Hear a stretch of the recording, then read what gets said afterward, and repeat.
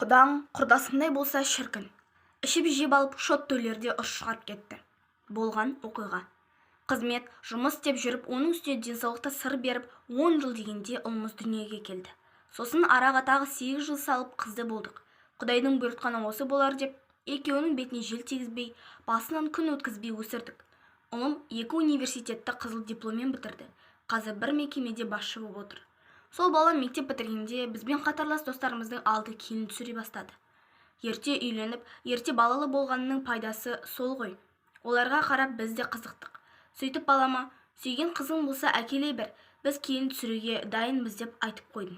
Іштей өзім де дос-жарандарымыздың, әріптестеріміздің арасынан құда болуға жарайтын адамдарды пайлап, қызы бар үйге көз сала жүрдім. Баламыз жалғыз ғой, ұнамаса басқа келінді қолымда алып қалам дейтіндей вариант жоқ. Сондықтан келін таңдауда шатаспауымыз керек деп күйеуіме де айтып қоюшы едім. Бірақ бұйрықтан асқан пенде бар ма? Балам бір қызмен уәделесіп жүретінін айтты. Ата-анасы шаруа адамдар екен. Мал бардақылап, егін егумен айналысады екен. Балам-ау, ауылда нең бар? Қалада қыз құрып қалды ма? Деп ары-бері айтып көріп едім, көнбеді. Сен оқыған, болашағы бар жігітсің. Кішкене өзімізбен терезесі тең, жағдайы деңгейлес, текті адамдармен құда болайық. Мен сені сондай әулеттің қыздарымен таныстырам деп те көрдім. Айтқанынан қайтпай тұрып алды. Сүйем деп. Не керек, тәтті шайға бардық. Құдай кесірлік етпесін. Бірақ болашақ құдаларының түр әлпеті бір көргеннен ұнамады маған.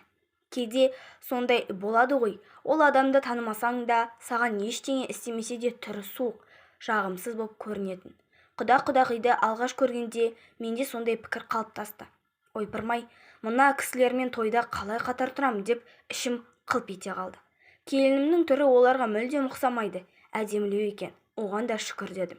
Не керек, өзіміз қаламаған адамдармен құда боп, тойды дүркіретіп өткізіп алдық. Келініміз жақсы, аяқ-қолы жылдам, бізді ерекше құрметтеп, бар шаруаны дөңгелетіп әкетті. Бірақ сол күйі құдалармен қарым-қатынасымыз біз қалағандай боп кетпеді. Қазақта түк көрмеген деген сөз бар ғой, сол менің құдаларыма арнап айтылған сияқты. Жағдайы асып-тасып жатпаса да өздеріне лайықты дүние мүлкі бар. Тіпті қаладан 2 пәтер алып, жалға беріп қойған екен. Дегенмен, тыйым шығармау үшін тісін сындыруға дайын тұрады. Құдалықтың өзінде құпия сыры ашылып қалған. Апарған киіт қоржынымызға қатып қалған тас кәмпеттер мен арада әбден жүріп, киюге жарамсыз мата шүтелерін салып жіберіпті. Үйге келіп, ағайын туыстың алдында ашуға ыңғайсызданып, үйдегі тәуірлеу маталарды қосып салып қойдым. Берген алтынның да бәрінен жасырып, өзімдегі алтындармен алмастырдым. Қайтейін, бәрі өзіміздің абыройымыз үшін ғой. Қалың малға деп 1,5 миллион теңге апарғанбыз. Келіннің артынан келген дүниенің түрін көрсеңіз ғой, ұяттан жерге кіріп кете жаздадым. Бір спальный гарнитурадан басқа түгі жоқ. Өзім әкелме дегем, үйде бәрі бар ғой деп, құдағиымды көпшіліктің көзінше ақтап алдым. Қоя берші, екеуі бақытты болып кетсе болды деп ойладым. Біздің өзіміздің араласатын кішігірім ортамыз бар. Жылына 2 рет жігіттердің және қыздардың мерекесінде құда-құдағайларымен бас қосып мерекені тойлайтын дәстүр қалыптасқан. Құда болғанымызға 1 жыл болғанда әлгі достарымыз, сендердің де құда-құдағайларың бар ғой, ортаға қосыңдар, араласайық, танысайық деп қоймады. Іштей қаламай тұрсам да, достарымыздың көңілі үшін кезекті бір бас қосуға келіннің әке-шешесін шақырдық. Ол баста ол кісілерге түсіндіріп айтқам. Жылына 2 рет осындай отырыс болады. Жігіттерді күтерде, әйелдер жағы ішкен жегенімізді ортаға шашып, төлеп кетеміз. Қыздардың мерекесінде құдалар солай етеді деп, олар да жарайды барамыз деп бәрін түсінгенде болған.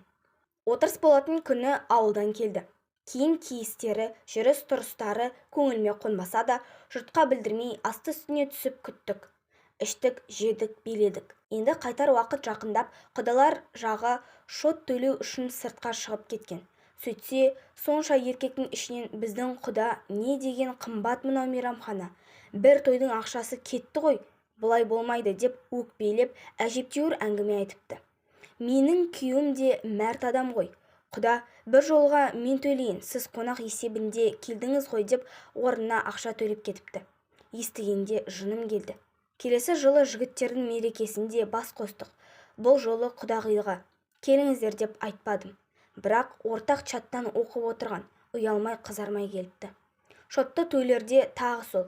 Құдағи, менде бар жоғы 20 мың еді. Мұншалықты көп боп кетерін білмеппін. Арақ шарапты көп ішеді екенсіздер деп қолында барын ұстатты. Тағы да өзім қостым.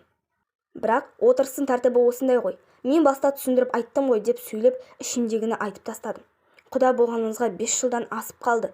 Немерелерге бесік той, тұсаукесер жасап жатырмыз. Осы жылдар ішінде құдағиым ғой деп иығыма жібі түсу орамал жаппапты. Алымы жақсы, шығымы жоқ адамдар екен. Енді қызым бой жетіп отыр. Осы бастан құлағына құйып отырмын. Жақсы жермен, өзімізбен тең адамдармен құда болғым келеді. Жігітті таңдағанда ата-анасына да мән беріп қарап сұрастырып ал деп айтып қоям. Күні кеше балам шипажайға 2 жолдама алып кетті. Мама, құдағиыңыз екеуіңіз бірге барып демалып қайтасыздар деп келіннің көзінше көңілденіп айта салды. Қой, мен онымен 10 күн бір бөлмеде жата алмаймын деп айтуға келіннен ұялдым. Әңгімем жараспайды ғой, қайтсем енді.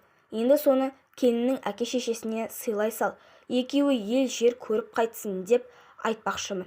Бәлкім, сол кезде көздері ашылып, адамдармен қарым-қатынас жасауды үйреніп қайтатын шығар.